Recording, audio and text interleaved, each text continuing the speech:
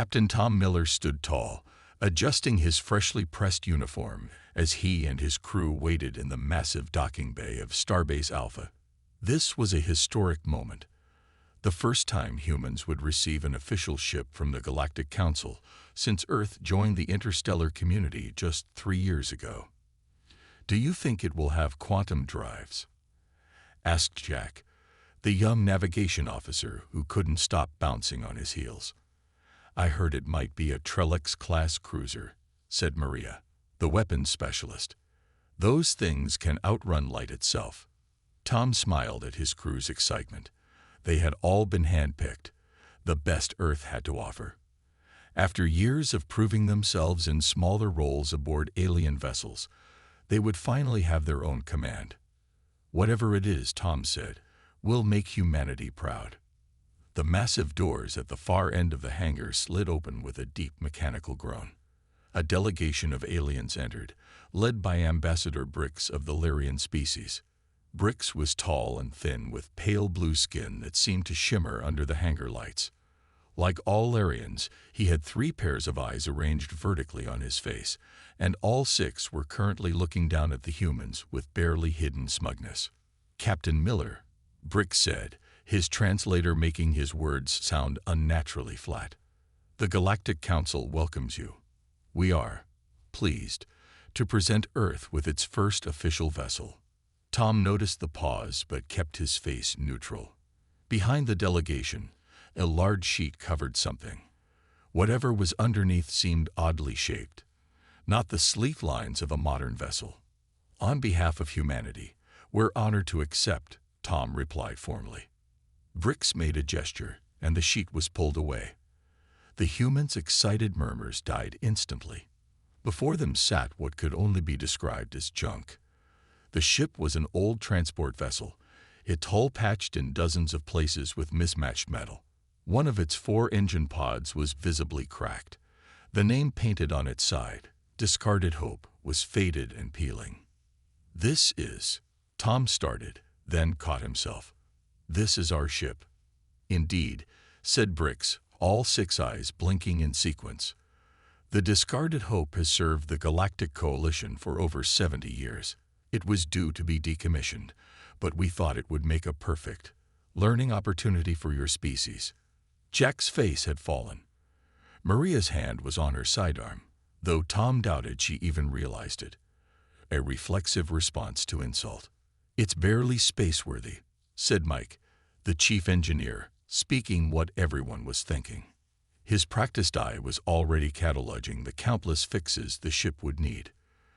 "The life support systems look ancient." "They are functional," Brix replied.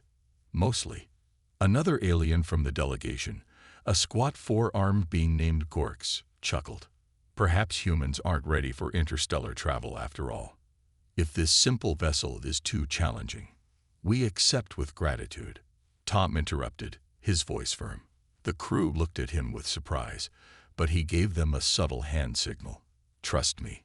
Brix seemed disappointed by the lack of protest. "Very well. The ship is yours. The Council has provided basic supplies and a manual for the more unusual systems.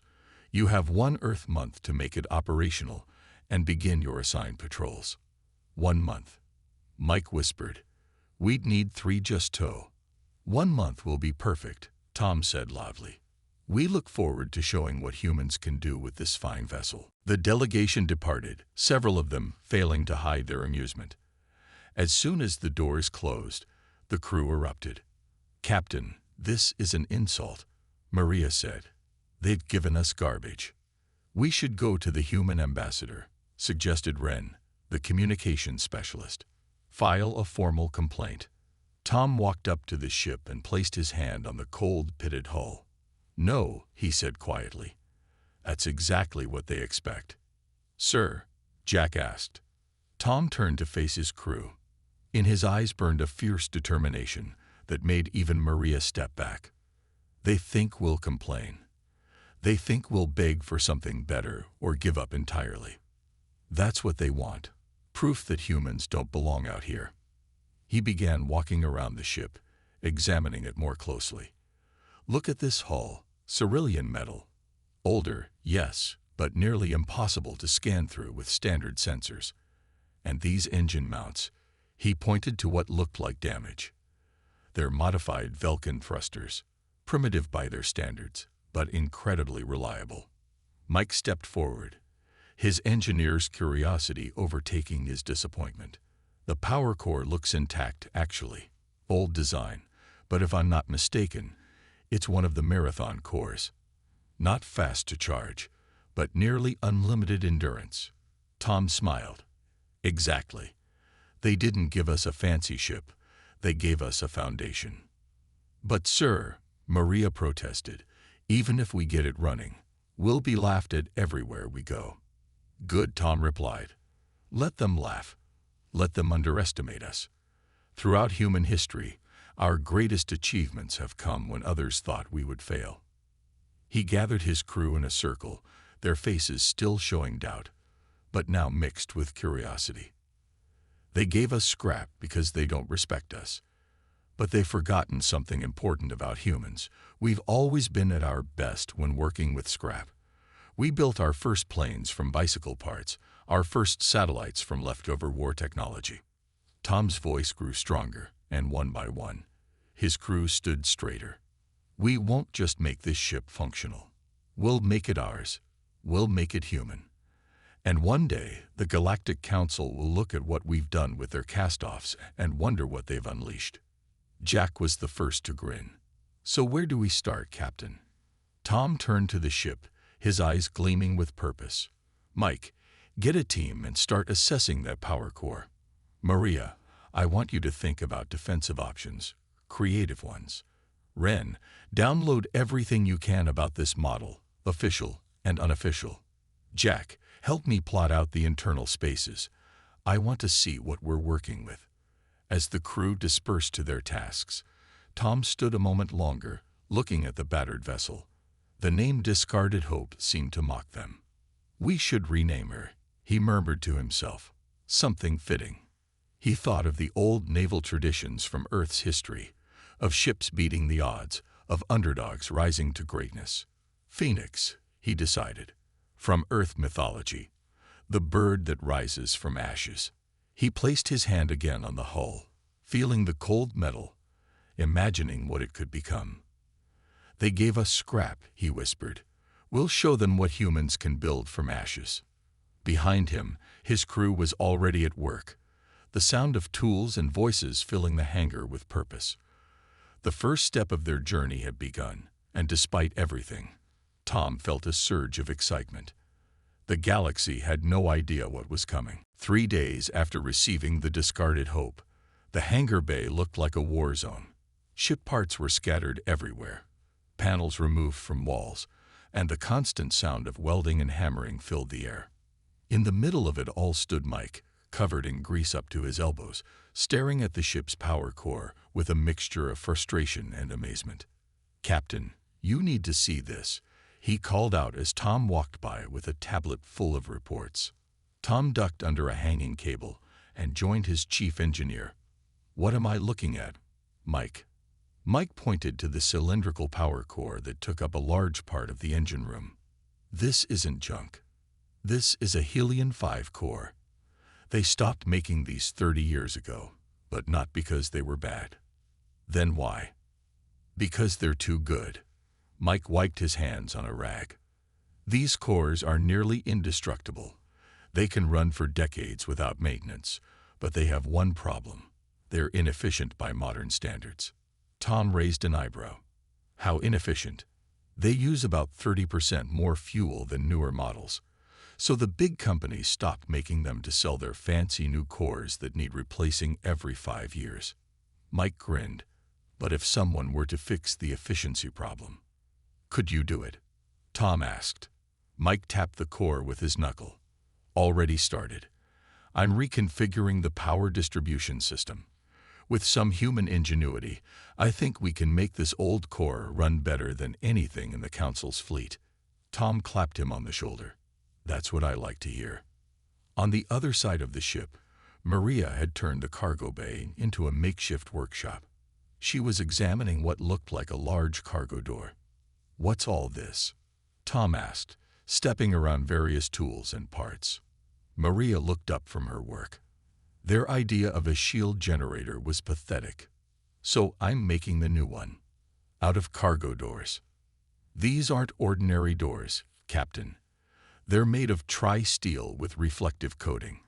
The aliens used them for radiation protection during long hauls, but with some modifications." She flipped a switch, and the door panel began to hum with energy. "They can deflect energy weapons too." Tom watched as she fired a small test laser at the panel. The beam bounced off harmlessly. "It won't stop a direct hit from a military vessel," Maria admitted, "but it'll give us some protection. And the best part, our shield signature will read as cargo bay doors on most scans." Tom smiled. "Hiding in plain sight. I like it." In what would become the bridge, Jack and Ren were installing old-style manual control systems alongside the ship's original computer interfaces. "Why are you adding physical controls?" Tom asked. "Aren't neural interfaces faster?" Jack looked up from under the console. "Faster, yes, but also easier to hack or disrupt. These physical controls are from Earth's old space program. Simple, reliable, and completely unfamiliar to most alien tech experts." Ren added, "We're also installing a backup navigation system based on star tracking, like ancient sailors used. If all our fancy tech fails, we can still find our way home." Day by day, the ship transformed. What had started as an insult was becoming something unique. Neither human nor alien, but a hybrid that combined the best of both worlds. On the 10th day, Ambassador Briggs returned with several council observers. They walked through the ship with poorly concealed disdain. "You've made changes," Briggs noted, watching a crew member install what looked like an Earth kitchen appliance into a control panel. "Improvements," Tom corrected. "We're adapting the ship to our needs." One of the observers, a tall insectoid being, chittered something that the translator rendered as, "Are those physical buttons? How primitive." Mike, who was passing by with a toolbox, smiled politely. "Sometimes primitive is reliable, and reliability matters when you're floating in space." Brick stopped at what had once been a storage closet. Now it contained plants, actual earth plants growing in containers. "What is this?" he asked, all 6 eyes blinking rapidly. "Supplemental life support," answered Dr. Lee, the ship's medical officer. "These plants clean our air and provide fresh food. They also help with crew morale." "Plants on a starship," another observer laughed. "Inefficient and unnecessary." Dr. Lee just smiled. "We find them quite necessary." As the tour continued, Briggs became increasingly agitated. "Captain Miller, these modifications may violate council regulations. That power core configuration has not been approved. Those shield emplacements are not standard. This, whatever this is," he pointed to a device cobbled together from spare parts. "Water recycler," Tom explained. 98% efficiency. "The point is," Briggs continued, "the council expected you to learn how to operate a standard vessel, not rebuild it according to human whims." Tom stopped walking and faced the ambassador directly. "With all respect, Ambassador, you gave us a decommissioned vessel that barely functioned. We're making it work. Isn't that the point?" "The point was to see if humans could adapt to galactic standards," Briggs replied coldly. "And we are adapting them to work better." Tom gestured around. "Everything we've done improves this ship's functionality while maintaining compatibility with council systems." The delegation left shortly after, clearly unhappy with what they'd seen. As the hangar doors closed behind them, the crew gathered around Tom. "They're going to try to stop us, aren't they?" Maria asked. Tom nodded. "They'll probably add more inspections and requirements. But we'll keep working." "We've only got 20 more days until our deadline," Mike reminded him. "Then we work faster," Tom replied. "Double shifts. I want this ship ready to fly in 15 days, not 30. As the crew dispersed to their tasks with renewed purpose, Tom walked to the front of the ship. The old name had been removed, and a crew member was carefully painting the new one. Phoenix. They think we're just making a mess, Tom said to no one in particular. They don't understand that this is what humans do best. We take pieces that don't fit together and make something new. He touched the freshly painted name, careful not to smudge it. We're not just rebuilding a ship, he whispered. We're making history. Behind him, the sounds of construction continued late into the night. The Phoenix was taking shape, piece by mismatched piece, becoming something the Galactic Council never intended. A ship with a human heart. The Phoenix cut through space on its first official patrol, 3 days ahead of the Council's deadline. From the outside, it still looked like a patched-together transport vessel, its hull a mismatched collection of metals and components. But inside, it hummed with efficiency and purpose. Captain Tom sat in the command chair on the bridge, watching his crew work with pride. They had done the impossible. Turned scrap into a functioning starship with capabilities no one would suspect. "Status report," he called out. "All systems running smoothly, Captain," reported Mike from the engineering station. "Power core operating at 110% of standard capacity. Shield doors ready on standby," Maria added from tactical. "Weapons systems, well, what we're calling weapons systems, are online." Tom smiled at that. They had no official weapons, the Council hadn't authorized any.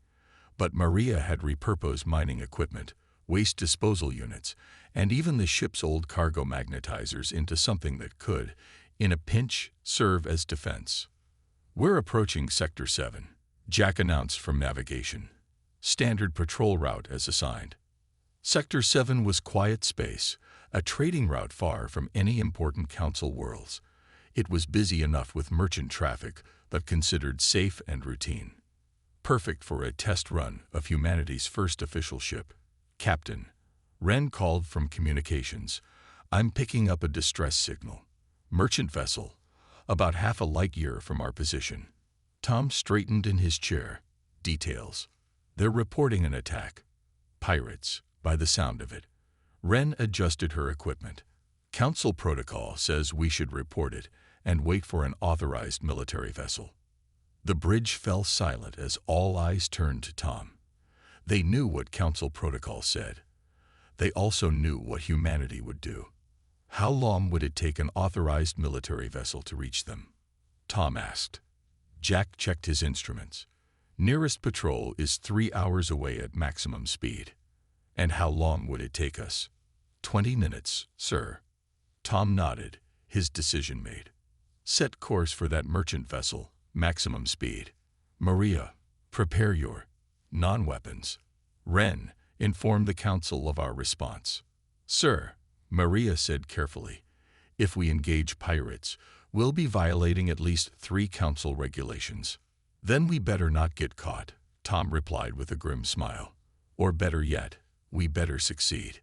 The Phoenix changed course, its engines pushing harder than any standard Council vessel of its class should be able to. Mike had worked wonders with the old power core, channeling its energy through human-designed systems that squeezed every drop of power from it. "Coming up on the coordinates," Jack announced 15 minutes later. "Dropping out of FTL in 3, 2, 1. The view screen showed chaos. A bulky merchant ship was listing badly, its engines dark. Circling it were 3 sleek, predatory vessels. Pirate ships known for hitting easy targets and disappearing before Council forces could respond. "They've already disabled the merchant's engines," Maria reported. "Life support still functioning, but they're cutting into the cargo hold." "Wren, open a channel," Tom ordered. When she nodded, he spoke clearly. "Attention, pirate vessels. This is Captain Tom Miller of the Earth ship Phoenix. Cease your attack and withdraw immediately." A harsh laugh came over the comms. "Earth ship, the new pets of the Council." The pirate's voice was translated through a basic system, the words choppy. "Go away, little humans. This is not your business." "I'm making it our business," Tom replied calmly. "Last warning." The pirate didn't bother to respond. Instead, one of the ships broke off from the merchant vessel and turned toward the Phoenix, weapons charging. "They're targeting us," Maria announced, tension in her voice. "Energy weapons powering up." "Shield doors," Tom ordered. Maria activated her makeshift defense system. The cargo bay doors, now charged with energy-deflecting fields, deployed strategically around the ship's vulnerable areas. From the outside, it looked like the Phoenix was simply opening some compartments. Nothing threatening. The pirate ship fired, confident in an easy kill. The energy beam struck one of the shield doors and scattered. Most of its force dissipated harmlessly into space. "Minimal damage," Mike reported, surprise in his voice. "Maria, your shield doors actually worked." "Don't sound so shocked," she replied, grinning. The pirate fired again, a more powerful shot. This time, the shield door absorbed most of the impact, but began to overheat. "We can't take too many of those," Maria warned. Tom nodded. "Then let's not give them the chance." "Mike, vent atmosphere from port side chambers. Control bursts." "Sir?" Mike questioned, then understanding dawned. "Oh, yes, sir." Mike activated the emergency venting system that humans had installed. Carefully calculated bursts of air shot from the Phoenix's side, the force pushing the ship into a spin that no proper council vessel would ever perform. The pirate's next shot missed entirely, its targeting computers unable to predict the unorthodox movement. "Now, Maria," Tom ordered as they spun toward the pirate ship. "Show them our mining equipment." Maria activated what had once been a standard mining laser, used for breaking down asteroids. The humans had modified it, focusing its beam to a much narrower point. It wasn't designed as a weapon, officially, but when the beam struck the pirate ship's engine housing, it cut through the metal like it was paper. The pirate ship lurched, its engines failing. The other two pirates, seeing their companion disabled, broke off their attack on the merchant vessel and moved to engage the Phoenix. "They're coordinating," Maria warned, "coming at us from both sides." "Perfect," Tom said, surprising his crew. "Jack, full stop. Mike, prepare for full emergency vent, all chambers." "Sir, that'll drain our atmosphere reserves," Mike cautioned. "We'll refill them. On my mark. Now." The Phoenix suddenly vented atmosphere from all sides at once, creating a pressurized bubble that rippled outward. The pirate ships, closing in fast, flew right into it. Their sleek designs, built for speed and predatory attacks, were thrown off course by the unexpected space disturbance. "Maria, cargo magnetizers, full power."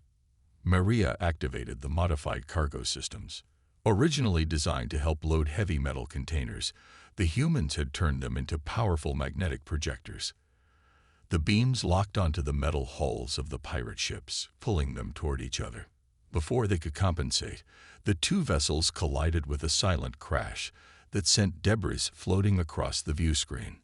All three pirate ships disabled, Maria reported, her voice filled with disbelief at their own success. Tom stood up from his chair. "Ren, contact the merchant vessel. See if they need medical assistance. Then inform the council that we've responded to a distress call and require cleanup of 3 disabled pirate ships." As the crew carried out his orders, a sense of stunned silence filled the bridge, soon replaced by growing excitement. "We did it," Jack said quietly. "We actually did it." Tom nodded, allowing himself a small smile. "Yes, we did. And with a ship made of scrap." 3 hours later, when the council military vessels finally arrived, they found the Phoenix helping repair the merchant ship's engines. The pirates were contained, their ships disabled but intact for evidence. The council commander, a stern reptilian being, was clearly confused by what he found. "You engaged 3 pirate vessels. With that?" he asked Tom, pointing at the Phoenix with one clawed hand. "We responded to a distress call," Tom answered simply, "as any council vessel should." The commander studied the mismatched ship and its human crew with new eyes. "The council will want a full report on how this happened. Of course, Tom said. Though I should warn you, some of our methods might be considered unconventional. As the military vessels took charge of the pirates and the Phoenix prepared to continue its patrol, Tom gathered his crew on the bridge. Today, we showed the galaxy something important, he told them quietly. Not that humans can fight. Any species can fight. We showed them that we can think differently, see solutions where others see only junk. He looked around at their proud faces. They gave us scrap. We made it fly. They'll remember that.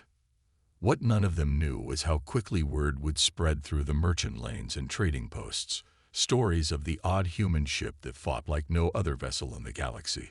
The story of the Phoenix had just begun. 2 months after the pirate incident, the Phoenix had developed quite a reputation. What started as whispers among merchant crews had grown into stories told in spaceports across 3 sectors. Some tales were exaggerated. No, the ship couldn't turn invisible, and it definitely couldn't split into 2 separate vessels. But the core truth remained. The human scrap ship was surprisingly effective. The Council, of course, was less impressed. Captain Tom had been called to explain his reckless actions 3 separate times. Each time, he patiently pointed out that he had simply responded to a distress call, as any responsible Council vessel should. They can't decide if they should punish us or study us, Tom told his crew one evening as they gathered in what they now called the garden, the expanded plant room that had become their unofficial meeting space. Mike laughed. They sent 2 engineers last week to inspect our power core modifications. They spent 3 hours taking notes. And that military attaché who wanted to see our weapons systems, Maria added. His face when I showed him our modified mining equipment was priceless. The crew's laughter was interrupted by Ren's voice over the ship's comm. Captain to the bridge. Priority message coming in from Council Command. Tom exchanged glances with his officers. Duty calls. When they reached the bridge, Ren was at her station, her expression serious. It's a general broadcast to all vessels, sir, but it's coded urgent. On screen, Tom ordered. The view screen flickered to life, showing a stern-faced council admiral, a thorn species, with ridged skin and sharp features. Attention all council vessels. This is Admiral Cord with an emergency directive. The Drachner Collective has launched a surprise attack on the Centauri trade route. All available ships are ordered to report to Sector 12 to form a defense line. The crew exchanged shocked glances. The Drachner were a secretive species from the Outer Rim, known for their advanced technology and isolationist policies. They weren't officially enemies of the Council, but relations had always been tense. The Drachner fleet consists of approximately 30 vessels of unknown configuration, the Admiral continued. They have already disabled 3 Council outposts and have established a blockade preventing supply ships from reaching the outer colonies. This is a Level 1 emergency. All available ships report to these coordinates. Admiral Corvout. The message ended, replaced by a set of coordinates flashing on the screen. The Centauri trade route, Jack said quietly. That's the main supply line to 17 colonies. Tom nodded, his expression grim.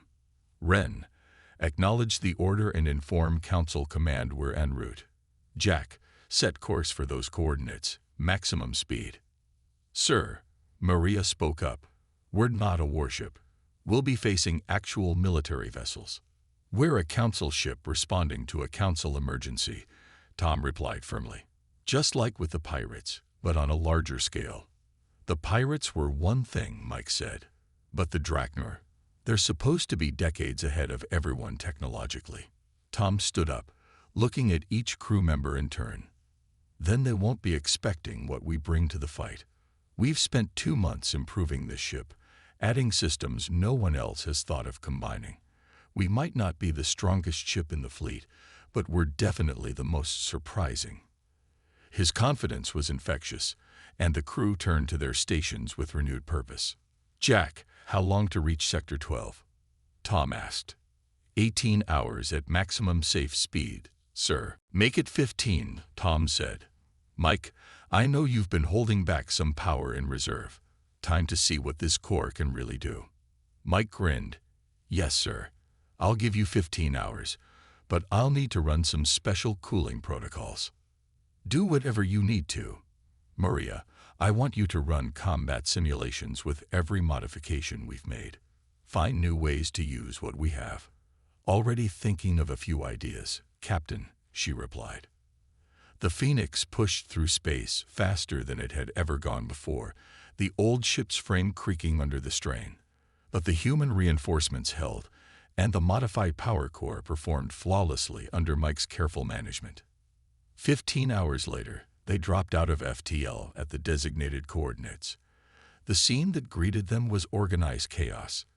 Nearly 100 council ships of various sizes had formed a defensive line, facing a distant cluster of dark, angular vessels. The Drachmer fleet. We're being hailed, Wren announced. It's the command ship. Admiral Corb's face appeared on screen. His ridged features showed surprise when he saw the human captain.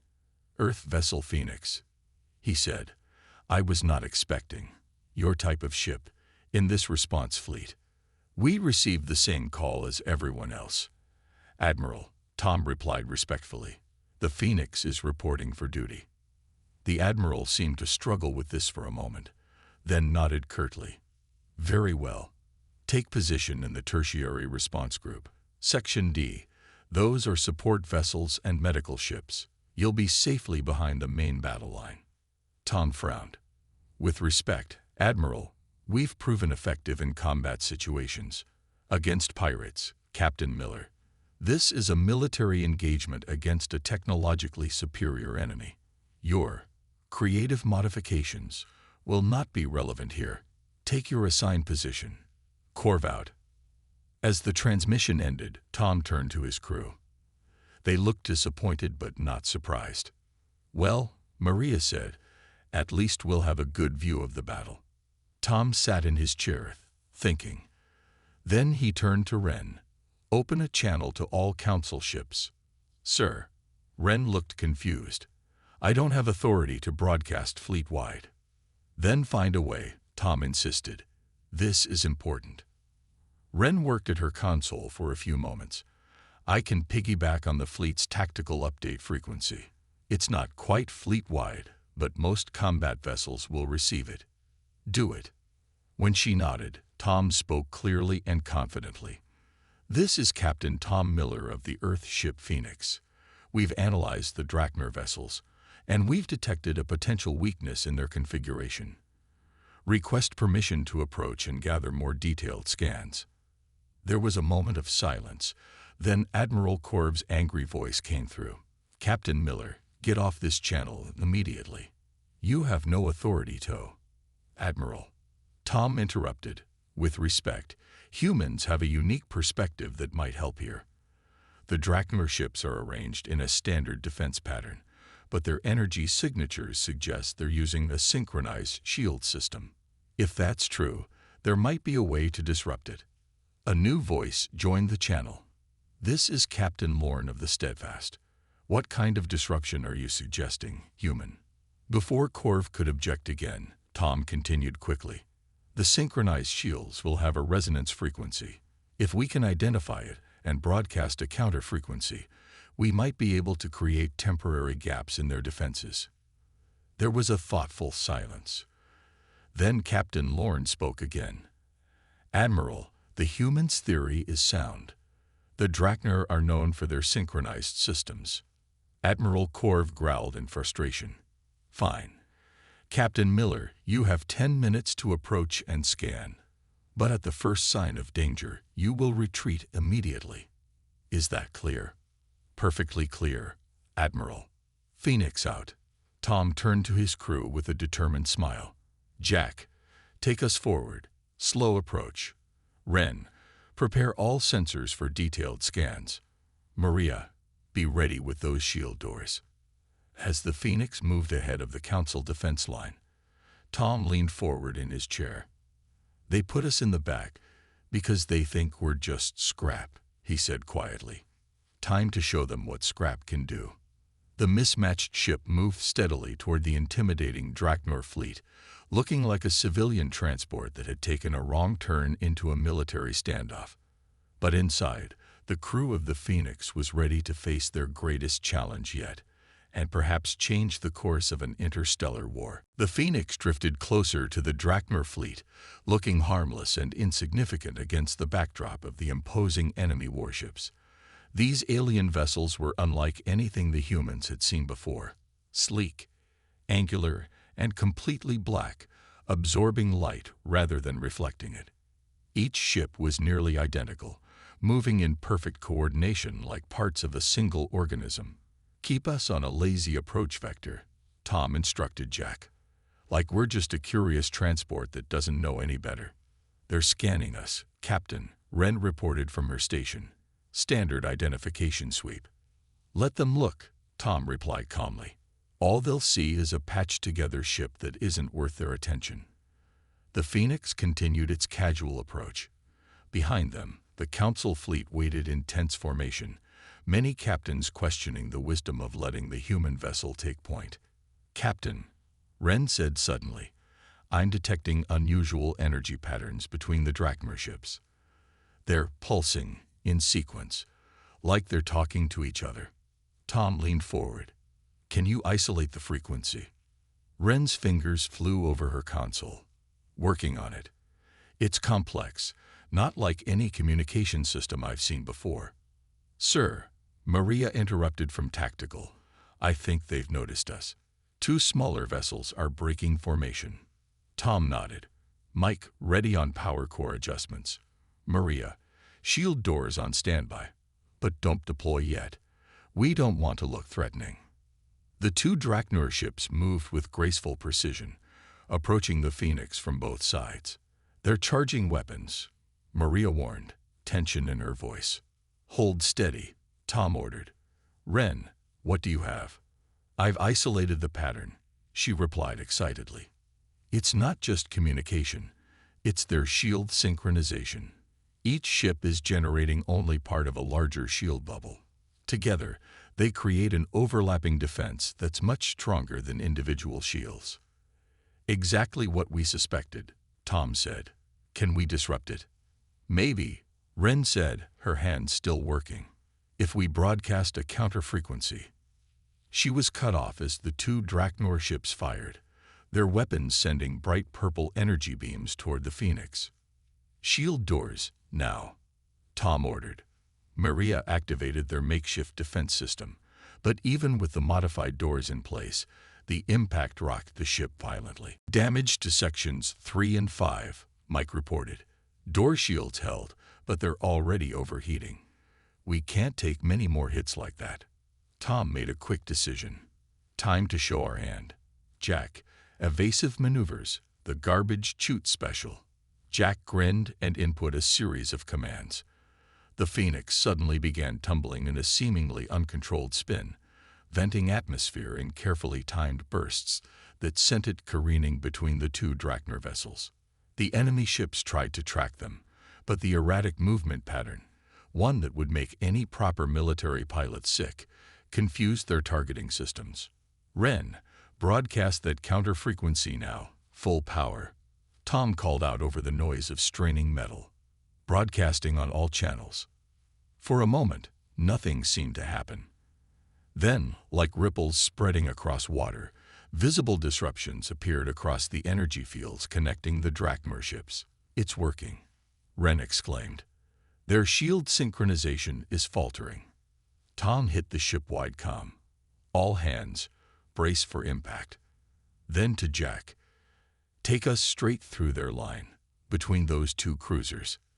The Phoenix stopped its wild tumbling and shot forward, aiming for a gap in the Draknor formation, where the shield disruption was strongest. "Sir, if their shields come back online while we're passing through," Maria warned.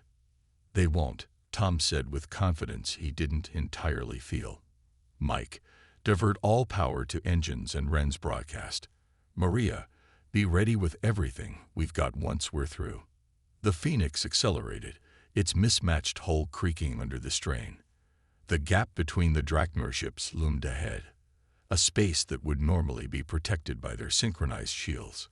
Counter-frequency still holding, Ren reported. Shield disruption at 67%. Draknor vessels trying to adjust, Maria added. They're firing again. Energy beams lanced out from multiple ships, but the Phoenix was moving too quickly now, and the disrupted coordination between Draknor vessels made their shots uncharacteristically inaccurate. 5 seconds to gap, Jack called out. 4, 3, 2, 1. The Phoenix shot through the opening in the Draknor line, emerging on the other side of their formation. For a split second, there was silence on the bridge as everyone realized they'd made it through. "We did it," Jack shouted. "Not yet," Tom said, his eyes fixed on the view screen. "Ren, open a channel to the Council fleet. Maria, deploy all mining lasers and prepare the cargo magnetizers." "Channel open," Ren confirmed. "Admiral Korv, this is the Phoenix," Tom announced. "We've successfully disrupted the Draknor shield synchronization. Their rear is exposed. Attack now." Without waiting for a response, Tom turned to Maria. "Target their command ship. Full power to all our non-weapons." The Draknor were scrambling to reform their perfectly coordinated defense, but the disruption had thrown their systems into disarray. The Phoenix fired its modified mining lasers at the largest enemy vessel, the concentrated beams cutting through the now unprotected hull. At the same time, the Council fleet responded to Tom's call, dozens of warships charging forward to exploit the weakness the humans had created. "It's working," Maria said in wonder. "The Council ships are breaking through." The battle transformed in minutes. Without their synchronized shields, the Draknor lost their greatest advantage. Their perfect formation dissolved into chaos as they tried to defend against attacks from both the Phoenix at their rear and the Council fleet at their front. "Draknor vessels are powering up their engines," Ren reported. "They're preparing to retreat." "Not all of them," Maria warned. 3 ships on intercept course with us." Tom nodded calmly. "They figured out we're the source of the disruption. Mike, how much more can you give the broadcast?" "We're already redlining, Captain," Mike replied, his hands dancing across his controls. "Core temperature rising dangerously." "Push it further," Tom ordered. "Ren, modulate the frequency. Make it harder for them to adapt." "Jack, evasive pattern delta." The Phoenix spun away from the approaching Draknor ships, still broadcasting the shield-disrupting signal at maximum power. The 3 enemy vessels pursued, firing repeatedly. "Hull breach in Section 8. Mike called out. "Sealing now. Shield doors failing on starboard side," Maria added. The situation was growing desperate when Admiral Korv's voice came through the comm. "Earth vessel Phoenix, break off your attack. Council reinforcements incoming." True to his word, 5 Council warships appeared, placing themselves between the Phoenix and the pursuing Draknor vessels. "This is your chance to withdraw, Captain Miller," Korv said, his tone still stern but with a new note of respect. "You've done enough." Tom looked at his crew, exhausted, some bleeding from minor injuries, but all still at their posts. "Thank you, Admiral." Phoenix withdrawing. He turned to Jack. "Get us to a safe distance." As they pulled away, the view screen showed the Draknor fleet in full retreat, with Council ships in pursuit. What had seemed like an unwinnable battle just hours ago had turned in their favor. In the aftermath, as emergency repairs were underway, Admiral Korv himself came aboard the Phoenix. He walked through the ship with obvious curiosity, studying the jury-rigged systems and makeshift modifications. "I must admit, Captain Miller," he said finally, "when I first saw this vessel, I thought it was an insult to include it in a military operation." Tom smiled slightly. "Many have underestimated us, Admiral." "A mistake I won't make again," Korv replied. "The Council will receive my full report on how your unconventional tactics turned the tide of this battle." After the Admiral left, Tom gathered his crew in the garden. The plants had been damaged in the fight, but like everything else on the Phoenix, They were already being repaired and would grow back stronger. Today we proved something important, Tom told his weary but proud crew. Not just to the Council or the Drachner, but to ourselves. He touched a damaged panel, feeling the worn metal beneath his fingers. They gave us scrap, he said softly, and told us it was all we deserved. But we didn't just make it work. We made it extraordinary. We made it human. Maria raised an improvised cup of Mike's engine room brew. To the Phoenix, she said, the most dangerous scrap heap in the galaxy. To the Phoenix, they all echoed, their voices filling the garden. As their celebration continued, news was already spreading throughout Council space. Tales of the odd human ship that looked like junk, but fought like nothing ever seen before. A ship that had faced the mighty Drachner and emerged victorious. They had been given scrap. They had built a legend. And the galaxy would never be the same.